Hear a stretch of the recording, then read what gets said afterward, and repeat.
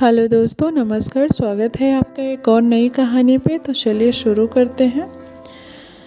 विजयनगर का वार्षिक उत्सव बहुत ही धूमधाम से मनाया जाता था, जिसमें आसपास के राज्यों के राजा भी महाराज के लिए बेशकीमती उपहार लेकर सम्मिलित होते थे। हर बार की तरह इस बार भी महाराज को बहुत से उपहार मिले। सारे उपहार में से महाराज को रत्न जड़ित रंग बिरंगे 4 फूलदान बहुत ही पसंद आए। महाराज ने उन फूलदानों को अपने विशेष कक्ष में रखवाया और उन फूलदानों की रखवाली के लिए एक सेवक भी रखा। सेवक रमैया बहुत ही ध्यान से उन फूलदानों की रखवाली करता था, क्योंकि उसे ये काम सौंपने से पहले ही बता दिया गया था कि अगर उन फूलदानों को कोई भी नुकसान पहुंचा तो उसे अपनी जान से हाथ धोना पड़ेगा। एक दिन रमैया बहुत ही सावधानी से उन फूलदानों की सफाई कर रहा था कि अचानक उसके हाथ से एक फूलदान छूटकर जमीन पर गिरकर चकनाचूर हो गया। जैसे ही महाराज को ये बात पता चली तो उन्होंने 4 दिन बाद रमैया को फांसी देने का आदेश सुना डाला। महाराज का ये आदेश सुनते ही तेनालीराम महाराज के पास आया और बोला, महाराज, एक फूलदान के टूट जाने पर आप अपने इतने पुराने सेवक को मृत्यु दंड कैसे दे सकते हैं? ये तो सरासर नाइंसाफ़ी है।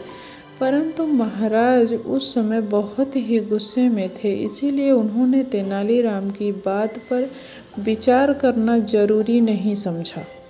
जब महाराज नहीं समझे तो तेनालीराम रमैया के पास गया और उससे बोला कि तुम चिंता मत करो, अब मैं जो कहूँ तुम उसे ध्यान से सुनना और फांसी से पहले तुम वैसा ही करना। मैं यकीन दिलाता हूँ कि तुम्हें कुछ नहीं होगा। रमैया ने तेनालीराम की सारी बात बड़े ही ध्यान से सुनी और बोला, मैं ऐसा ही करूँगा। फांसी का दिन आ गया। फांसी के समय महाराज भी वहाँ उपस्थित थे। फांसी देने से पहले रमैया से उसकी अंतिम इच्छा पूछी गई। तब रमैया ने बोला, मैं एक बार बचे हुए 3 फूलदानों को देखना चाहता हूँ, जिनकी वजह से मुझे फांसी पर लटकाया जा रहा है। रमैया की अंतिम इच्छा के अनुसार महाराज ने उन 3 फूलदानों को लाने का आदेश दिया। अब जैसे ही फूलदान रमैया के सामने आए तो उसने तेनालीराम के कहे के अनुसार तीनों फूलदानों को जमीन पर गिराकर तोड़ दिया। रमैया के फूलदान तोड़ते ही महाराज गुस्से से आग बबूला हो गए और चिल्लाकर बोले, ये तुमने क्या किया? आखिर तुमने इन्हें क्यों तोड़ डाला? रमैया बोला, महाराज, आज एक फूलदान टूटा है तो मुझे फांसी की सजा दी जा रही है। ऐसे ही जब ये तीनों टूटेंगे तो 3 और लोगों को मृत्यु दंड दिया जाएगा।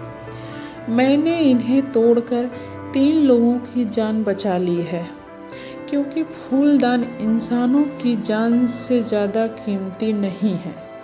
रमैया की यह बात सुनकर महाराज का गुस्सा शांत हो गया और उन्होंने रमैया को भी छोड़ दिया। फिर उन्होंने रमैया से पूछा, तुमने ये सब किसके कहने पर किया था?